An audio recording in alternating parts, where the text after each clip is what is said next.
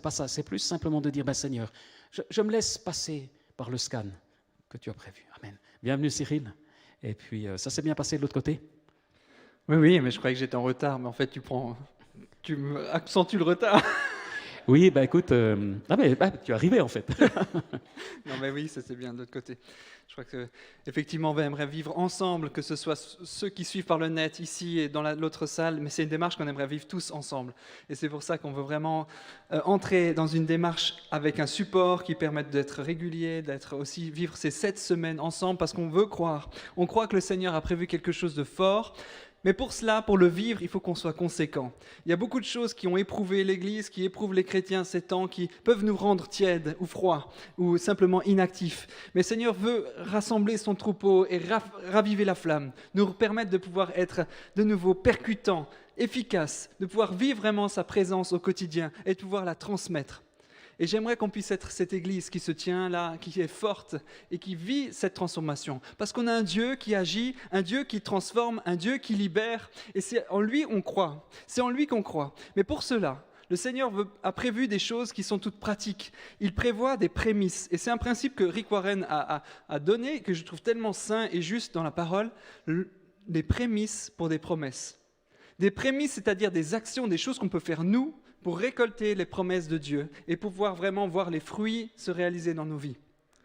Prémices pour des promesses, des habitudes, des choses qu'on peut développer, mettre en place dans nos propres vies pour voir et récolter des futurs fruits dans l'esprit. Est-ce que vous êtes prêts pour vivre cette démarche ensemble? Est-ce que vous êtes motivés à grandir ensemble, les uns avec les autres? Oui? Amen. Ouais, on veut croire qu'on a un Dieu qui transforme, qui libère. Je veux que ma vie soit transformée. Je veux qu'elle soit différente dans 50 jours qu'elle est maintenant. J'aimerais voir des fruits dans ma vie. Et pour cela, le Seigneur a prévu 7 aspects, parce qu'il n'est pas simplement limité à notre spiritualité. Le Seigneur veut envahir l'ensemble de nos domaines, l'ensemble de nos vies, dans notre vie professionnelle, mentale, physique, dans toutes nos relations. Le Seigneur veut envahir, permettre qu'il y ait des transformations dans tous les domaines de notre vie. Et c'est ça qu'on veut vivre ensemble. Et j'ouvre le bal aujourd'hui avec cette première chose qui nous semble tellement essentielle. Centrer notre vie sur Christ et que la santé spirituelle soit en bon état, elle soit ravivée, elle soit stimulée. Et c'est ce qu'on va vivre cette semaine, cette première semaine, chaque jour. Qu'est-ce qu'on peut faire? Quel est l'état de notre santé? Et pour commencer ce message, j'aimerais juste faire un petit sondage. Alors on nous a sollicité pour vivre des temps un peu interactifs. Alors, je vais vous mettre à contribution. Vous pouvez sortir exceptionnellement vos smartphones, aller scanner le QR code et répondre un petit peu de manière assez honnête. Et c'est anonyme, je n'ai pas un sondage pour savoir où vous en êtes. Mais il y a 7 aspects qui sont proposés là. Et j'aimerais, en toute honnêteté, pouvoir faire un petit bilan avant de commencer. Rien de tel qu'un début d'année pour se dire, voilà, je fais un petit bilan, je regarde où j'en suis, et qu'on puisse refaire peut-être un bilan à la fin de la semaine et dire est-ce que j'ai pu progresser dans ces domaines. Et puis à long terme, peut-être à la fin d'année, se dire voilà, il y a telle chose qui a changé dans ma vie. Et c'est un petit test pour savoir, mais est-ce que j'en suis? Est-ce que j'ai progressé? Est-ce que mon niveau a tel et tel... Il y a cet aspect. Est-ce que je suis en progression ou est-ce que je suis plutôt déjà bien? Donc je disais, pour chacune des promesses de Dieu, il y a toujours une prémisse. Si tu fais cela, je fais cela. Si nous confessons nos péchés, il nous pardonnera. Si tu le reconnais dans toutes tes voies, il dirigera tes pas. Nous allons donc discuter de ces promesses et des conditions pour qu'elles puissent s'accomplir dans notre vie ce matin. Et c'est pour ça qu'il y a 7 bonnes habitudes qu'on va pouvoir mettre en place pour grandir et pour se développer en Christ. Ça va, vous arrivez à répondre aux petites questions? Il y en a 7, ça doit être rapide. Je vais mettre juste votre curseur, vous en êtes? Pardon? Je ne sais pas. J'ai un petit mot caché. Tu arrives à nous mettre un peu les sondages, un peu en temps réel pour voir où ça en est?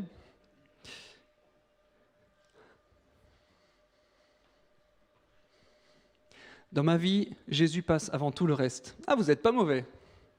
3,7 sur 5. Ah, c'est pas mal. C'est encourageant. J'arrive à prendre du temps chaque jour avec Dieu. 3 sur 4. 3,5 sur 5. C'est pas mal.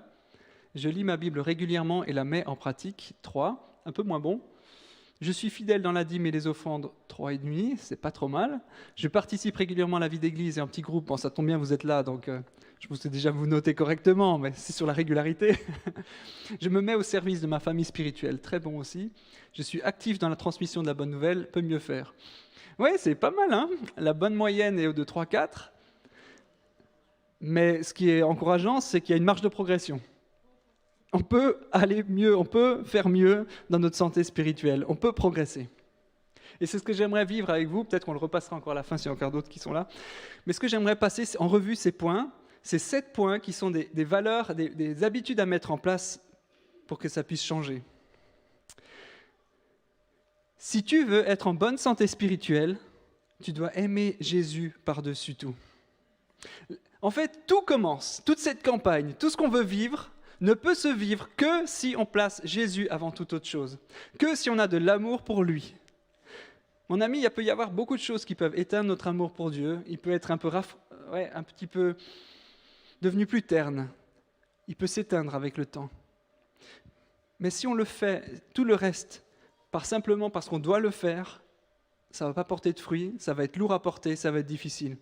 Le démarrage de toute chose, c'est retrouver une vie d'amour avec Jésus, où de tout notre cœur, on lui laisse la première place, on l'aime de tout notre cœur. Et du coup, on va pouvoir mettre en vie des choses dans notre cœur, mettre en action des choses dans nos vies par amour pour lui.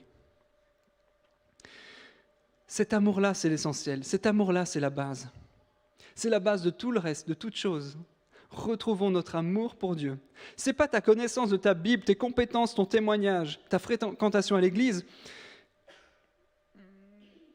qui va pouvoir vraiment te donner de progresser spirituellement. C'est d'abord ton amour pour Jésus. Jésus nous a aimés le premier. Jésus nous a tout donné. Jésus a donné sa vie pour nous. Jésus a permis qu'on puisse être racheté. Retrouvons cette place où on peut retrouver cet amour et on peut lui donner notre amour en retour. Ainsi, on peut lui dire, tu as la première place. Je t'offre ma vie en retour pour toi. Je te donne tout pour toi. Règne dans ma vie, dans tous les domaines de ma vie. C'est le point de départ, mes amis. C'est le point de départ si on veut voir des choses changer. L'amour complet est appelé dans la Bible adoration. Tu adores ce que tu aimes le plus. Et Dieu cherche cette place suprême dans ta vie. La place que rien ne peut détrôner. Pas tes loisirs, pas ta famille. Rien ne peut détrôner Jésus dans ta vie. C'est ça qu'il attend. C'est cette adoration-là. Une première place dans toute chose. Dans notre temps, dans notre énergie, dans notre concentration. Jésus en premier. Luc 14, 26. Tu aimeras le Seigneur ton Dieu de tout ton cœur, de toute ton âme, de toute ta pensée, de toute ta force. Non, c'est Marc 12, 29. Si quelqu'un vient à moi sans me préférer à son père, sa mère, sa femme, ses enfants, ses frères et ses sœurs, même à sa propre vie, il ne peut être mon disciple. C'est là, Luc 14, 26. On a un petit peu cette tendance-là, un repli sur soi, un repli sur la sphère privée, un repli sur les amitiés. Voilà, Corona est passé par là et d'autres choses. C'est pas mal en soi. Je ne dis pas que c'est mauvais d'être en famille ou dans un petit cercle. Mais à un moment donné, ça devient prédominant. Ça devient la famille avant tout, les loisirs avant tout, mon propre plaisir avant tout. Et Jésus, avant tout, cherche, lui, la première place dans nos cœurs et dans nos vies. Est-ce que dans ta vie, il n'y a pas quelque chose qui a supplanté Dieu? Est-ce que dans tes priorités, il y a quelque chose qui a pris la première place? Est-ce que dans tous les domaines de ta vie, tu peux dire, ouais, Jésus, c'est toi le premier. C'est toi qui as la première place. Et voilà le premier encouragement que j'aimerais vous faire. Est-ce qu'il y a des domaines dans ta propre vie où tu aimerais remettre Jésus à la première place? Est-ce qu'il y a des domaines dans ta vie où Jésus peut être de nouveau le roi, alors qu'il a été supplanté par d'autres activités, par d'autres préoccupations, par d'autres projets, par d'autres envies? Jésus a besoin de cette première place pour vraiment être honoré et grandir dans nos vies. Deuxième habitude, si tu veux être en bonne santé, tu dois le rencontrer chaque jour. Si je le rencontre chaque jour, il promet de bénir ma santé spirituelle. Alors ça peut être 5, 10, 15 minutes, 20 minutes, une demi-heure, peu importe le temps, mais à un moment donné, il en faut. Ça n'a pas besoin d'être trop long, mais il en faut quand même. Et je sais que pour moi, c'est un défi. On peut vite foncer dans la vie, on peut vite checker ses mails au réveil, on peut vite entrer foncer à 100 à l'heure dans nos préoccupations du jour et de la vie qui file tellement vite. Mais le Seigneur a besoin et il attend de nous qu'on prenne un temps calme avec lui, qu'on prenne un temps mis à part dans sa présence. Il y a un moment donné, ce temps-là, il est calme. Et on s'arrête, on dit « Seigneur, voilà, j'ai un temps avec toi, qu'est-ce que tu veux me dire ? Est-ce que tu as quelque chose à me communiquer ?» Et tu t'adresses ensuite à Dieu en communiquant ce que tu as sur le cœur. Ça peut être des fardeaux, des soucis, des besoins. Et là, tu exprimes, tu les laisses. C'est tellement dommage parce qu'on file tellement dans nos vies à 100 à l'heure en chargeant tous nos soucis, nos problèmes, nos fardeaux, notre quotidien, alors que Jésus attend qu'une chose. Mais remets-moi tes soucis. Remets-moi où tu en es. Lâche ça. Commence pas ta journée avec tous ces fardeaux. Relâche-les dans mes mains. Je suis là pour te soutenir, je suis là pour t'aimer, je suis là pour porter tes fardeaux avec toi. Et j'aimerais t'encourager aujourd'hui à expérimenter cette relation avec Dieu, où tu as un temps avec lui, où tu laisses la place et tu décharges toutes choses et tu dis « Seigneur, je te fais confiance pour tous ces aspects de ma vie aujourd'hui, pour tout ce que je vais vivre aujourd'hui. Et je vais te laisser la première place. Conduis les choses, je t'abandonne ma vie. Est-ce que tu as quelque chose de spécial à me dire aujourd'hui, spécialement, pour moi ?» Et puis après, tu peux lire un petit passage, un verset de la Bible, pas juste le verset du jour peut-être, un peu plus, quelque chose de plus nourrissant. Et laisse-le te parler. Laisse la Bible te parler. Il s'agit de mettre son attention sur Jésus. Pour certains, c'est le matin le meilleur moment. C'est parfois dogmatique en disant oui, il doit avoir les prémices, les premières choses, c'est le matin. Pourquoi pas ? Pour d'autres, c'est le soir parce qu'ils ont plus d'énergie, ils sont plus concentrés. Mais j'aimerais te dire, peu importe, ce n'est pas un dogme, ce n'est pas une obligation. Jésus n'est pas là pour te dire il faut que tu fasses ça, pas ça. Tu peux te dire, mais finalement, c'est quand le moment où tu es le plus concentré, le plus apte à être en relation avec lui ? C'est peut-être ça le bon moment. C'est le matin, le soir, le midi, peu importe. Quand est-ce que c'est le plus apte à vivre un temps fort avec Dieu ? Et j'aimerais t'encourager à reconquérir des temps profonds avec Jésus, chaque jour. Heureux l'homme qui m'écoute, qui veille chaque jour sur mes portes et qui garde l'entrée de ma maison. Proverbe 8, 34. C'est une promesse de bénédiction pour ceux qui prennent comme habitude ce rendez-vous quotidien. Heureux l'homme, la femme, qui prennent cette priorité, qui écoutent chaque jour, qui veillent chaque jour sur les portes et l'entrée de la présence de Dieu. Chaque jour, il faut ce cœur à cœur dans la présence de Dieu. C'est un encouragement de bénédiction pour que chacun de nous puissions être heureux dans notre santé spirituelle. Chaque homme et grande femme de Dieu dans l'histoire avait cette bonne habitude. Et toi ? Est-ce que je peux penser que je peux m'en passer ? Je ne pense pas.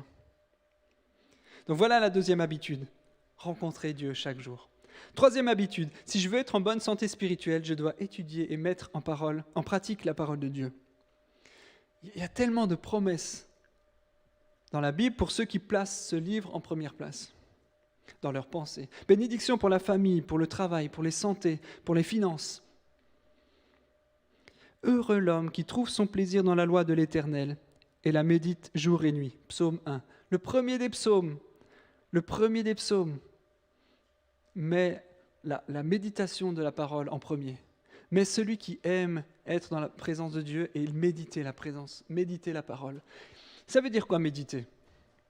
Ça veut dire réfléchir sérieusement à propos de quelque chose. En lisant un verset, tu peux simplement te dire, mais en fait, qu'est-ce que ça veut réellement dire ? Qu'est-ce que ça peut faire dans ma vie ? Comment ça peut s'appliquer dans ma propre vie ? Et la promesse, elle continue, elle dit « Il ressemble à un arbre planté près d'un cours d'eau. Il donne son fruit en sa saison et son feuillage ne se flétrit pas. Tout ce qu'il fait lui réussit. » C'est-à-dire que tu deviens plus productif dans ce que tu fais. Et si jamais la chaleur devient trop forte, tu ne vas pas sécher, car tu as des racines profondes. Dieu veut que tu prospères dans ta vie et que tu puisses tenir ferme lorsqu'il y a des moments plus durs, des intempéries, des moments de sécheresse. Parfois, Dieu ne parle pas de la même manière dans nos vies, parfois c'est plus silencieux, parfois les circonstances sont compliquées, parfois il y a la maladie, parfois il y a beaucoup de choses dans nos cœurs. Mais si à un moment donné, on a pris le temps quotidiennement de puiser dans sa parole, il va pouvoir révélé des choses, nos comportements sont changés, il a ramené des choses qui ont été déjà présentes, des racines qui sont déjà là. Et on ne va pas se laisser porter par les intempéries, se laisser éteindre par les circonstances, mais il y a des choses suffisamment solides dans nos cœurs pour que ça puisse devenir inébranlable. Et ensuite, l'activité devient florissante, on peut développer. Il faut donc lire avec attention, faire une habitude quotidienne, garder en mémoire ce qui est écrit et l'appliquer dans sa vie. Comment j'en arrive là ? C'est Jacques 1,25 qui dit « Mais celui qui a plongé les regards dans la loi parfaite, la loi de la liberté, et qui a persévéré, celui qui n'a pas oublié ce qu'il a entendu, mais qui se met au travail, celui-là sera heureux dans son activité. » C'est-à-dire qu'il faut donc, attention, plonger ses regards, lire avec attention. Ensuite, le garder en mémoire, persévérer. Celui qui n'a pas oublié. Et donc ensuite le mettre en action et l'appliquer dans sa vie. Donc il ne s'agit pas juste de lire et de mémoriser, mais de mettre en action et de l'appliquer. Prenons un exemple. Moi, je prends un exemple simple, comme ça va nous parler. Heureux l'homme qui ne marche pas selon le conseil des méchants et qui ne s'arrête pas en compagnie des moqueurs. Je paraphrase. Je lis ça dans ma lecture quotidienne, un matin, par exemple, et d'un coup, je médite ce passage. Heureux l'homme qui ne marche pas. Qu'est-ce que ça veut dire ? Ça veut dire qu'il y a des personnes qui sont moqueurs, dans des contextes où on peut se moquer d'autres gens, où il y a un contexte difficile, et Dieu bénit ceux qui ne s'associent pas à ceux qui sont moqueurs, qui ont une attitude de moquerie et de méchanceté. Ok, ça c'est un principe que Dieu veut pour ma vie. Comment est-ce que je peux appliquer ça dans ma vie ? D'accord ? Aujourd'hui, si jamais j'arrive dans une situation où ça ne va pas, où il y a de la moquerie, je vais m'en séparer. Parce qu'il dit qu'il ne s'assied pas en compagnie des moqueurs. Ça veut dire qu'il y a un choix. Soit on reste avec eux et on papote, soit on s'en va. Et je vais choisir de ne pas le faire. Voilà comment ça peut se vivre au quotidien. Et puis si ça se trouve, du coup, à 10h, à ta pause café au travail, il y en a qui commencent à critiquer leurs collègues, raconter des choses sur leur manière de gérer leur emploi du temps, et ça papote, et ça critique, et ça bavarde. Et toi, qu'est-ce que tu fais ? D'un coup, le Saint-Esprit peut rappeler ton verset que tu as lu ce matin.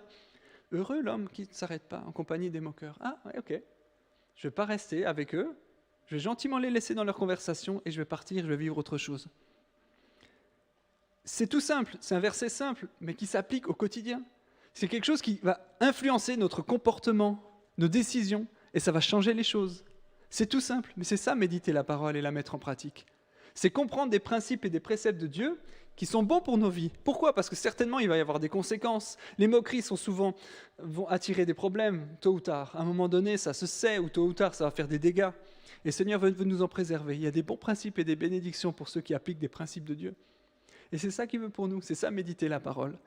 Qu'elle soit là, active, qu'on ait y repensé dans la journée et que ça influence nos comportements. C'est ça la conséquence d'une lecture quotidienne, qu'elle devienne tellement faisant partie de nous, on ne peut plus s'en passer. Et c'est ça mon encouragement. Semons ces prémices pour récolter des promesses. Les prémices, c'est prendre ce temps tous les jours pour lire la parole, pour la méditer et qu'elle fasse partie de nous. 4e habitude, si je veux être en santé spirituelle, je dois donner ma dîme, mes offrandes pour Dieu. La première part de tout ce que je reçois doit revenir à Dieu. Rick Warren, il part de ça avec toute facilité, et moi aussi en fait. J'ai pas de difficulté à parler de donner. Pourquoi ? Parce que j'ai pas besoin de votre argent, finalement. On peut vivre autrement, on peut faire autrement. Dieu n'a pas besoin de votre argent, ni du mien d'ailleurs. C'est pas un besoin pour Dieu. C'est juste un principe. Pourquoi ? Ça veut dire, je le choisis en premier dans mes finances. Je ne vais pas m'appuyer sur mon argent pour être ma sécurité. Je ne veux pas considérer que l'argent que j'ai est à moi. Je veux lui dire, mais tout me vient de Dieu. Et je lui rends la première place. C'est lui qui a la première place. C'est lui ma sécurité. C'est lui mon avenir. Je ne m'appuie pas sur ce que j'ai parce que tout me vient de lui. Et je lui rends les choses. Et c'est un bon principe. C'est la même chose pour le temps qu'on lui consacre. Toute la journée ne m'appartient pas, elle appartient à Dieu, c'est pour ça que je lui laisse une première place. L'argent, c'est le même principe.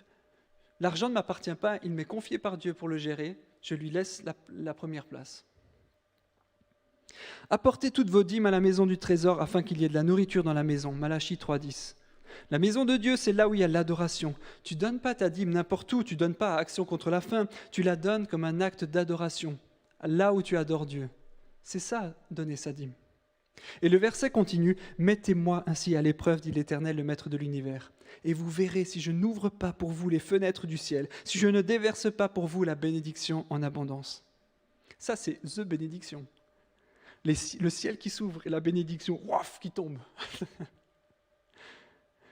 Mais mes amis, c'est peut-être pas aussi flagrant de dire qu'on le couvre d'or. Non.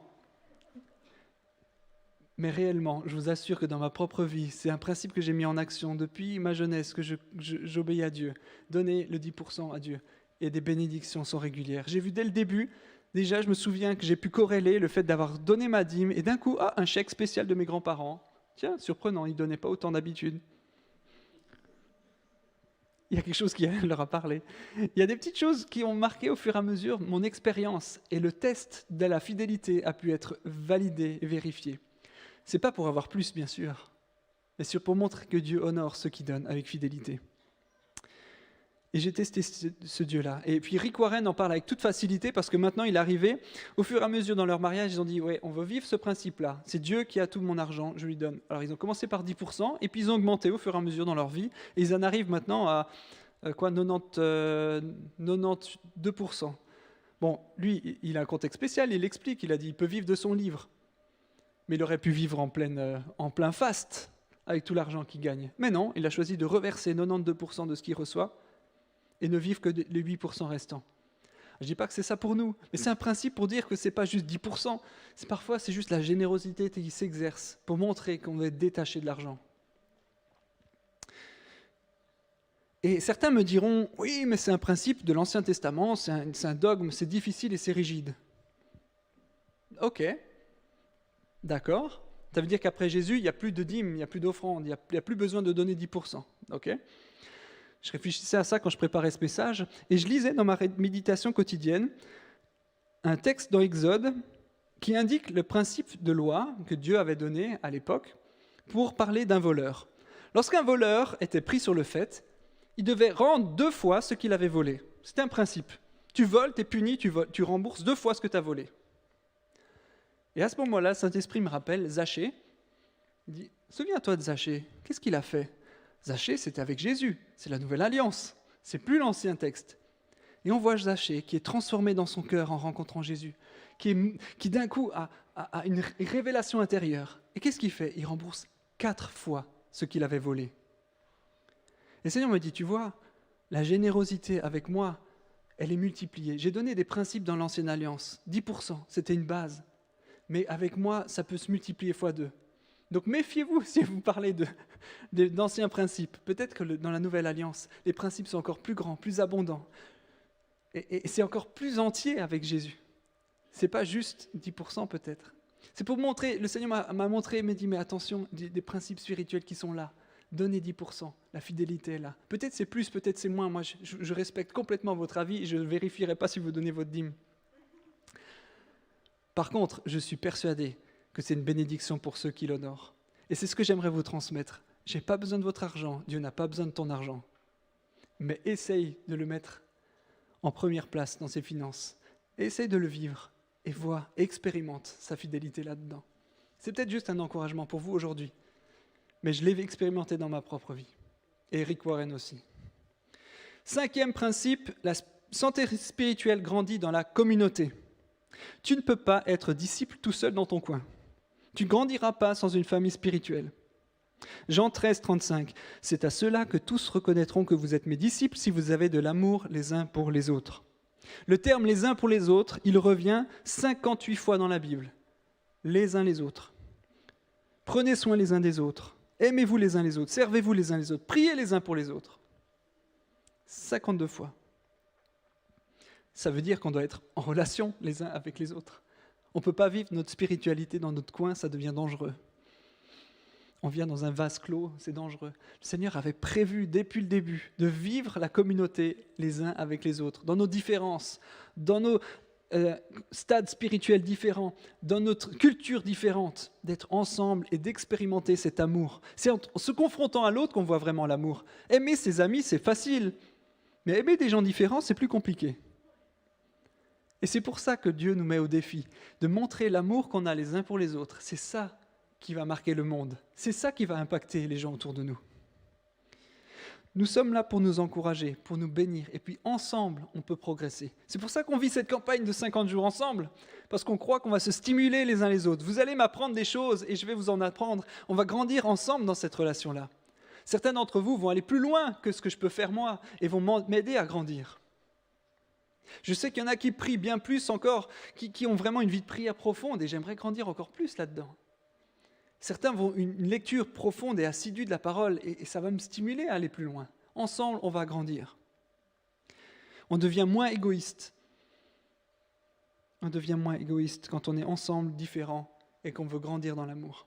Et ça va entraîner le principe suivant. Donc du coup, cet encouragement à vivre la communauté, c'est tellement important. Venez régulièrement.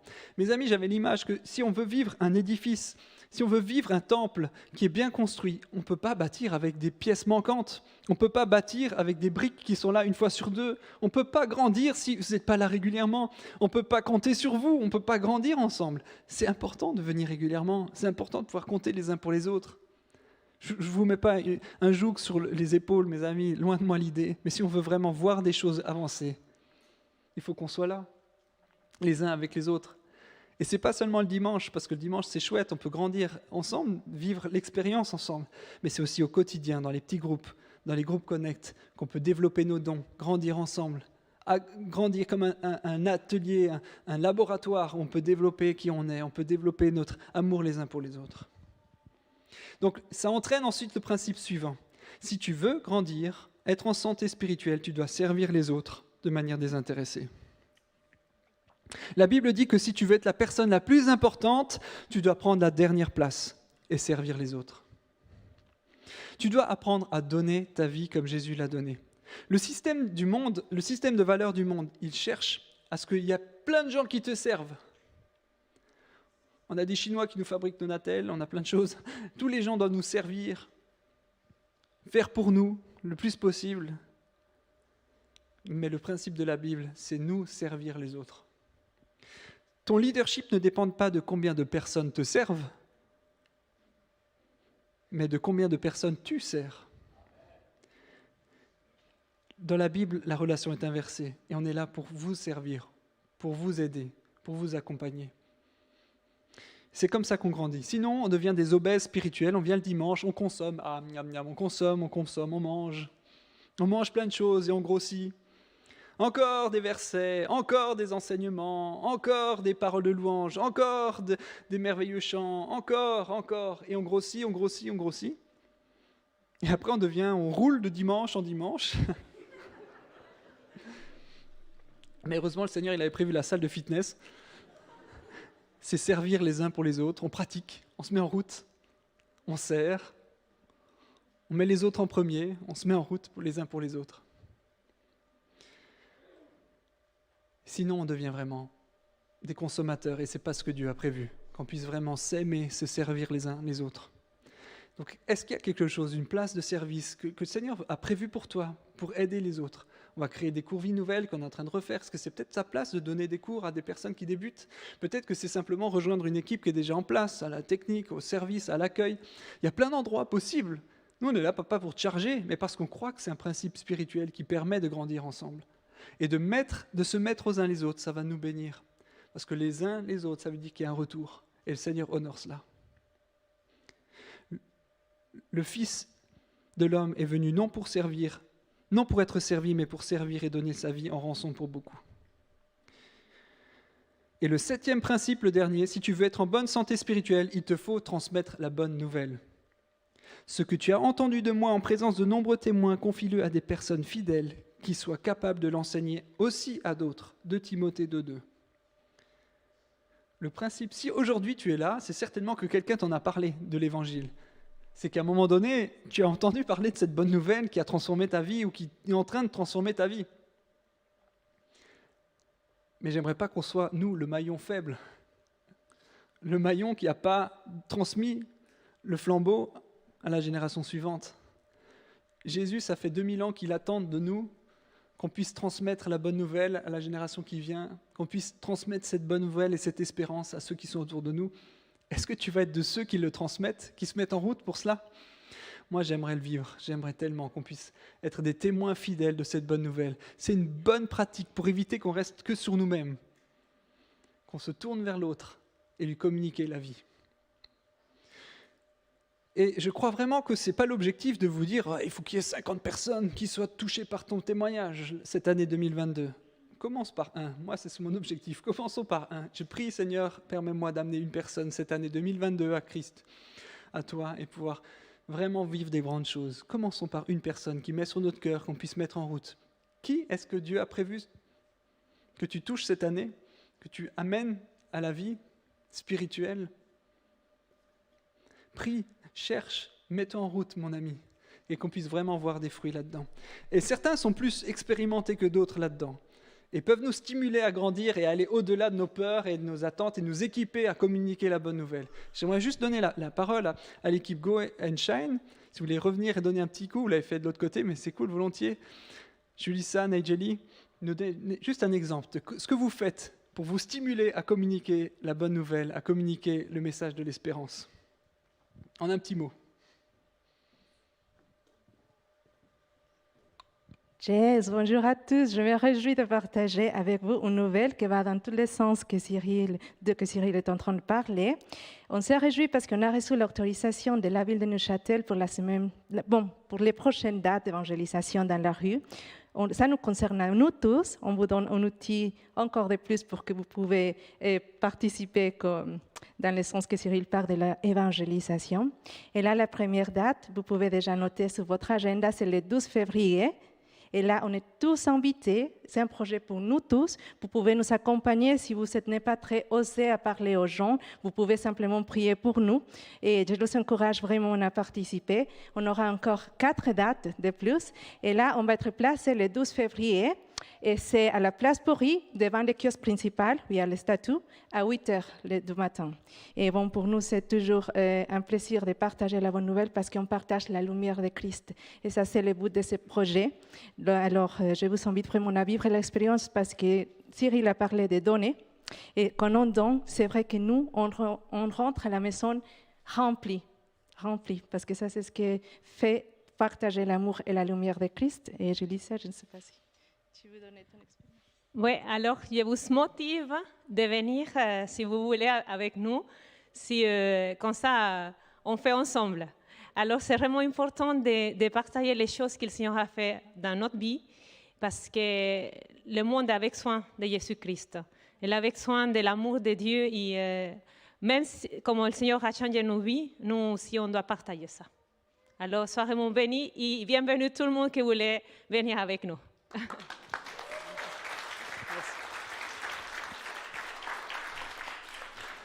Et ça, on peut le vivre parce qu'on est ensemble, on est complémentaires. Il y a des personnes qui nous aident à nous stimuler, à sortir du zone de confort. Je sais que la première fois qu'on allait à la place Purie pour annoncer la bonne nouvelle, c'était stimulant, n'est-ce pas, chérie ? C'était compliqué pour moi, qui suis plus réservé pour annoncer à l'extérieur, qui respecte les gens dans leur intimité. C'était compliqué, mais on l'a vécu et je crois qu'on peut revivre des choses fortes où on partage cette espérance et cette bonne nouvelle à ceux qui nous entourent. Et vraiment, ensemble, c'est se stimuler pour voir. Et comme je l'ai dit, comme Nigeli l'a dit, on reçoit. Et c'est la promesse de Dieu, c'est qu'en semant, on reçoit. En donnant, on reçoit. En servant, on reçoit. La bénédiction est pour ceux qui cherchent la présence de Dieu et cherchent à lui faire plaisir dans tous les domaines. Et surtout dans ce domaine de la santé spirituelle. Mes amis, mettons en place ces prémices. Si on veut grandir, il faut le choisir. Avec Dieu, c'est comme ça. Ça commence par un choix. Est-ce que ce matin, tu veux choisir ? Est-ce que tu veux choisir de grandir dans ces domaines ? J'aimerais que tu peux mettre juste le slide avec les 7 thèmes d'aujourd'hui. Non, l'autre, s'il te plaît, avec les icônes que j'avais mis. Je veux vraiment t'encourager pour rappeler les 7 essentiels. Bien sûr, il y a peut-être d'autres habitudes, ce n'est pas forcément exhaustif, mais c'est 7 bons principes, 7 habitudes qui permettent de vraiment voir des changements dans sa vie. Et j'aimerais les rappeler ce matin. C'est un choix quotidien qui a un impact éternel. C'est choisir de quitter sa tiédeur, son confort de chrétien, pour devenir un homme et une femme de Dieu, qui aiment Jésus avant toute chose, qui passent du temps avec lui chaque jour, qui lit et met en pratique sa parole, qui donne fidèlement, qui aime les autres chrétiens, qui s'implique dans l'Église et dans les petits groupes et qui utilise ses dons pour les mettre au service des autres, pour transmettre la bonne nouvelle. Voilà un chrétien mature qui grandit en santé spirituelle. Et c'est ce que j'aimerais qu'on puisse tous vivre ensemble en communauté, ensemble les uns avec les autres. Peut-être aujourd'hui, ce matin, tu n'es pas forcément en vie. Pour grandir dans la vie spirituelle, il faut déjà naître. Peut-être ce matin, tu te dis, mais j'ai besoin de naître. J'ai besoin de naître dans cette vie spirituelle. J'ai besoin de commencer à être vivant spirituellement. C'est pour ça que Jésus, il a dit, il faut naître de nouveau. Si tu n'as jamais invité Jésus dans ta vie, c'est peut-être le jour, le bon moment pour commencer à vivre cette vie. Parce que Jésus promet sa bonté, promet une vie en abondance. Ça ne veut pas dire d'être heureux tous les jours, ça ne veut pas dire que ce soit toujours grandiloquent. Il parle aussi de saisons de sécheresse, mais la paix de Dieu, sa présence tous les jours, son amour tous les jours, sa bénédiction chaque jour, elle est pour ceux qui l'aiment et qui le servent, qui sont fidèles dans les petites choses. Et c'est mon encouragement aujourd'hui, pour toi aujourd'hui. Si c'est ton rendez-vous, dis oui, je choisis de te suivre Jésus, je choisis de te donner à la première place, je choisis de te donner ma vie pour naître. Et peut-être toi aujourd'hui tu as l'impression d'être un peu tiède dans un des domaines comme on a fait le bilan au démarrage, un domaine tu es un peu moins fort, c'est le moment peut-être de te mettre au challenge, lequel des points est le plus faible. C'est le moment de mettre le paquet pour grandir là-dedans, pour développer ça et pour grandir dans la vie avec Dieu. Et voilà les 7 points, je les ai résumés par des icônes, parfois c'est plus facile. Aimer Dieu en premier. Est-ce qu'il y a un domaine dans ta vie où il faut le remettre en premier? Mettre un agenda, dans ton agenda, quelque chose de précis chaque jour, un temps avec lui, où tu remets tes domaines, tu remets ta vie. 3e moment, étudie ta Bible, mets-la en pratique, médite-la, cherche à ce qu'elle devienne ton quotidien. 4e moment, vis ça en communauté. Reste fidèle dans ton église, dans ton petit groupe, pour qu'on puisse bâtir ensemble et grandir ensemble. 5e moment, donne avec fidélité. Dieu honore ceux qui donnent. 6e temps, donne et sers avec fidélité. Sers tes amis pour ne pas devenir obèse, pour pratiquer l'amour. Et 7e moment, partage la bonne nouvelle. Partage-la. Partage cette bonne nouvelle. Voilà les 7 habitudes, les 7 prémices pour vivre la promesse de santé spirituelle. Voilà, j'aimerais vous bénir et puis j'aimerais juste encore donner un petit témoignage, donner la place à Rebecca pour nous raconter comment toi tu vis au quotidien, comment est-ce que tu vis ta santé spirituelle.